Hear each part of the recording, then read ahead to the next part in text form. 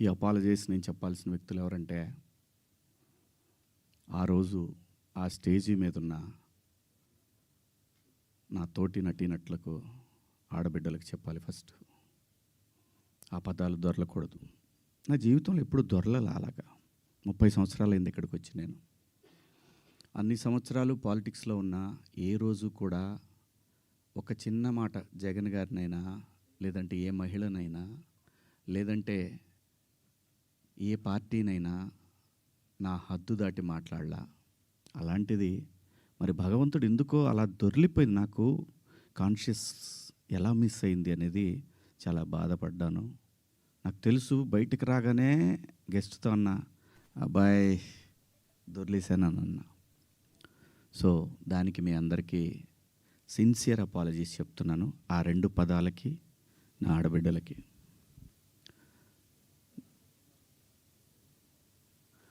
ఇక నేను ఇచ్చిన స్టేట్మెంట్కి మాత్రం కట్టుబడే ఉన్నాను. దాంట్లో ఎవరికి భయపడేదే లేదు. ఆ 2 పదాలు మాత్రం unparliamentary. From my soul I regret. అవి మాట్లాడటం తప్పు. Apologies very clear. ఇక మా దండోరా సినిమా గురించి మాట్లాడతాను. దాని తర్వాత మీరు ఎవరు అడగలనుకుని అడగచ్చు. ఎందుకంటే 2 రోజుల నుంచి దాదాపు 36 అవర్స్ అయింది నేను పడుకొని. 2 రోజుల నుంచి నేను ఈ ప్రమోషన్స్లో నేను పార్టిసిపేట్ చేయలేకపోయాను. ఓ ప్రొడ్యూసర్ నమ్మి మన మీద సినిమా ఇచ్చి ఖర్చు పెట్టాడు, రాలేకపోయాను. అంటే నాలోనే అంతర్మదనం, ఎందుకు ఇలా జరిగింది.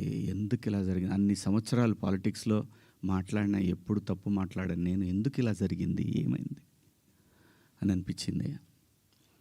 సో అందుకే రాలేకపోయాను. సో రేపు రిలీజ్ అవుతా ఉంది కాబట్టి ఖచ్చితంగా మాట్లాడాలి. ప్రొడ్యూసర్ గారితో చెప్పి, సార్ నేను సినిమా ప్రమోషన్కి వస్తానని చెప్పి ఈ ప్రెస్ మీట్ అంటే ఆయన అన్నారు, ఎందుకులేండి అనవసరంగా మళ్ళీ కాంట్రవర్సీ అవుతుంది.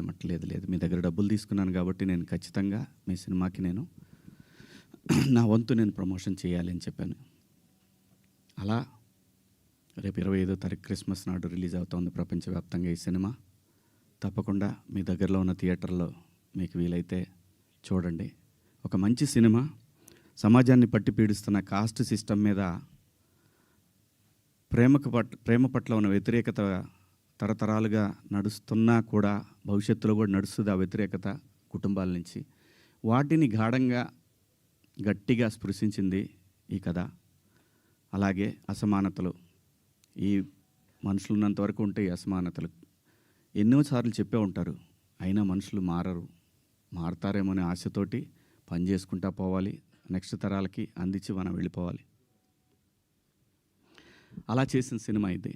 అలాంటి ఒక మంచి కథతో, కొన్ని యథార్థ సంఘటనలతో బేస్ చేసిన సినిమా. ఈ సినిమాకి పనిచేసిన ఆర్టిస్టులు అందరూ కూడా చాలా గొప్పగా చేశారు, చెప్పాను మొన్న.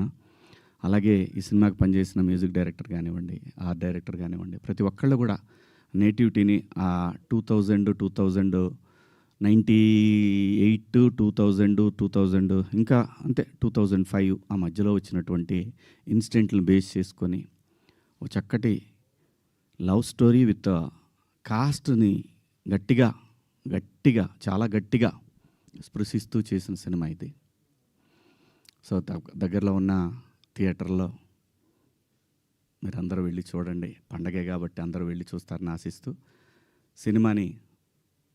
ఒక మంచి సినిమాని, ఒక మంచి పాత్ర నాకు ఇచ్చినందుకు నిర్మాతకు, అలాగే దర్శకుడికి అందరికీ పేరు పేరున నా ధన్యవాదాలు. ఇంకా కమింగ్ టు ద పాయింట్, ఇది నా వ్యక్తిగతం. ఇక్కడి నుంచి నేను చెప్పేదంతా కూడా వ్యక్తిగతం.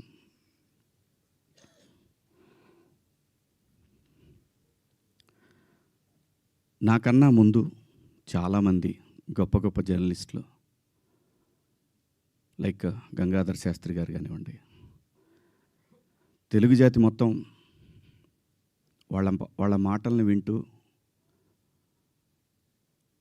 సంస్కృతిని ముందుకు తీసుకెళ్లాలనే ఆరాటంతో పనిచేస్తున్నటువంటి చాగంటి కోటేశ్వరరావు గారు, అలాగే గరికపాటి గారి ప్రవచనాల్లో స్త్రీ పట్ల, స్త్రీకున్న ప్రాముఖ్యత, వీటన్నిటి గురించి వాళ్ళు మాట్లాడే సందర్భంలో చాలామంది చాలా మాట్లాడారు.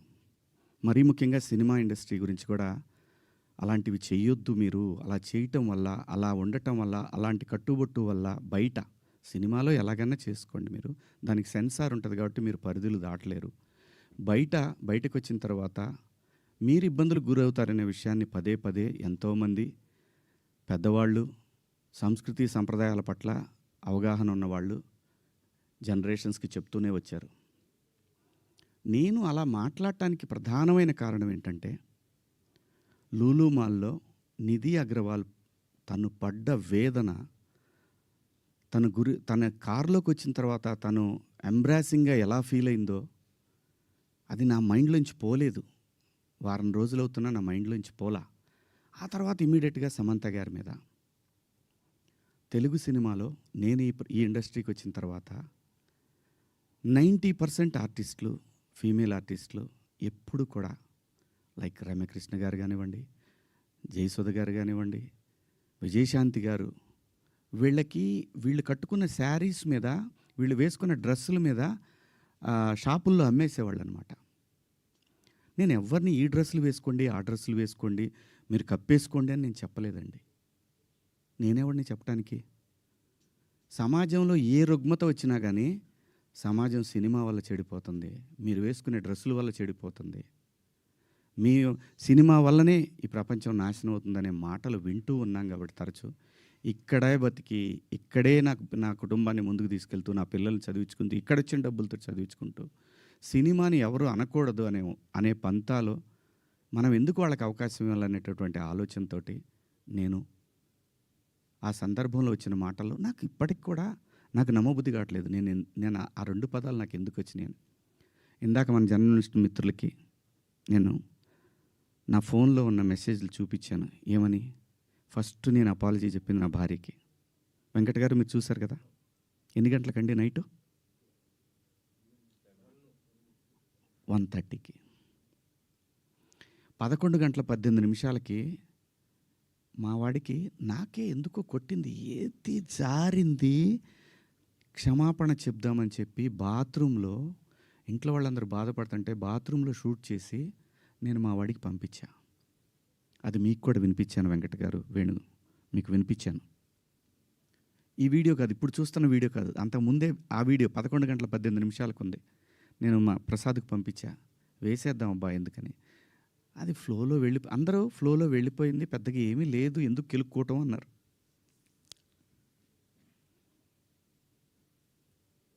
సో కర్మ ఎలా కాలిందో తెలీదు, కర్మ ఎవరిని వదిలిపెట్టదు. అలా ఆ సందర్భంలో నేను వాడిన 2 పదాలు తప్ప నేను గమనించానండి. నైటు 11 తర్వాత 12 తర్వాత మీరు చూసుకోండి, 12:01 తర్వాత కొన్ని ట్వీట్లు వెళ్తూ ఉన్నాయి. ఎవరికి ట్యాగ్ అవుతూ ఉన్నాయి? నాకు నిద్ర లేదు, పేర్లు కూడా గుర్తురాట్లా. స్త్రీల సమస్య మీద మాట్లాడుతూ ఉంటే మన రాహుల్ వైఫ్ చిన్మయి గారు ఆవిడకి వెళ్తూ ఉన్నాయి, ఆవిడకి ట్యాగ్ చేస్తూ ఉన్నారు ఇక్కడి నుంచే.